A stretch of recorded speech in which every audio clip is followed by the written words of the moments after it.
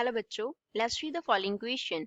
Does the speed of light in vacuum depend on the relative motion between the source and observer?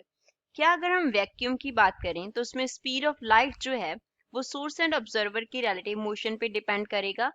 So first of all we will talk about the key concept used in the question. इस question में क्या की concept use हो रहा है?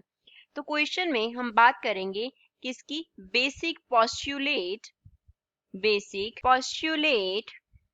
Of theory of relativity theory of relativity का basic postulate हमें क्या बताता है कि जो स्पीड ऑफ लाइट है वो हर इनर्शियल फ्रेम में सेम रहेगा. स्पीड ऑफ लाइट क्या रहेगा? सेम रहेगा इन ऑल इनर्शियल फ्रेम्स. कोई भी अगर हम इनर्शियल फ्रेम कंसिडर करेंगे तो उसमें स्पीड ऑफ लाइट जो है वो क्या रहेगा? कांस्टेंट रहेगा. All inertial frames. इसको हम टू पार्ट्स में क्या कर सकते हैं? ब्रेक कर सकते हैं. फर्स्ट, जो स्पीड ऑफ लाइट होगा वो ऑब्जर्वर की मोशन पे डिपेंड नहीं करेगा.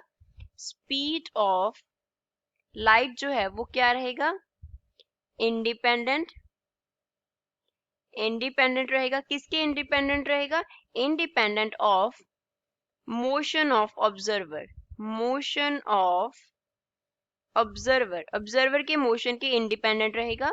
दूसरा, जो speed of light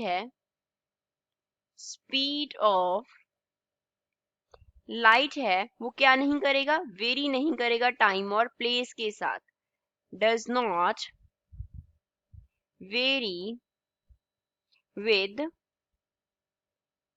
time and place के साथ वो वेरी नहीं करेगा. पहली बात, वो मोशन ऑफ ऑब्जर्वर पे डिपेंड नहीं करता, तो रिलेटिव मोशन पे डिपेंड नहीं करेगा. किसमें? प्लेस के साथ भी वो वेरी नहीं करता. तो प्लेस अगर हम उसको वैक्यूम में लेके जा रहे हैं तो वो रिलेटिव मोशन पे डिपेंड नहीं करेगा between the source and observer. तो इस क्वेश्चन का आंसर हमारा क्या आएगा? No, speed of light in vacuum does not depend on relative motion between source and observer. Source and observer के रिलेटिव मोशन में वैक्यूम में स्पीड ऑफ लाइट जो है वो उस पर डिपेंड नहीं करेगा. सो इस क्वेश्चन का आंसर क्या आएगा? No. No is the final answer for the given question. I hope you understood well. Thanks.